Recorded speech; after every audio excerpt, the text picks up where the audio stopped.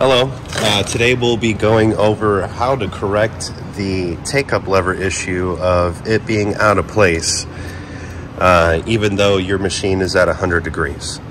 So there's a few different reasons that this could happen. We'll go over the major issue today. As you can see here, my take-up lever is in the down position and my machine is at 100 degrees. There's other situations where your take-up lever will be up or even higher than where it's supposed to be. In this case, there is a possibly a misalignment,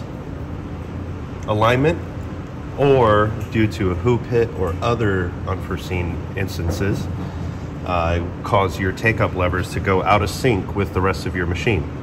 So as you can see here, I've disassembled the top portion of the head.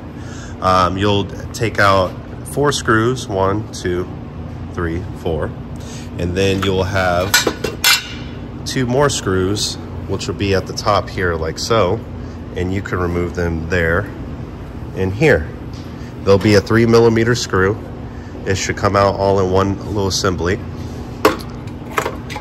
And then what we're looking for right here is the mechanism that moves the take-up lever, which is this.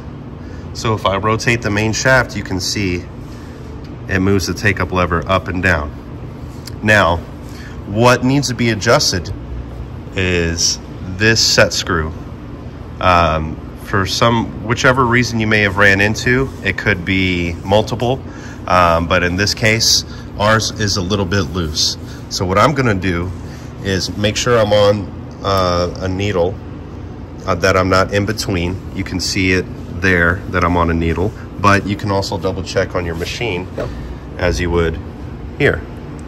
Now, what I'll do is I'll either get a T-handle or a regular Allen wrench and loosen this one. This one's going to be a number 3 Allen wrench as well.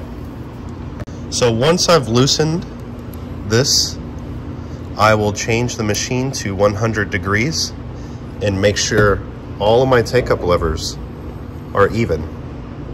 And when I'm at exactly 100 degrees, I'll go ahead and tighten this bolt. And what I'll do is manually cycle the machine so I can see everything is in function.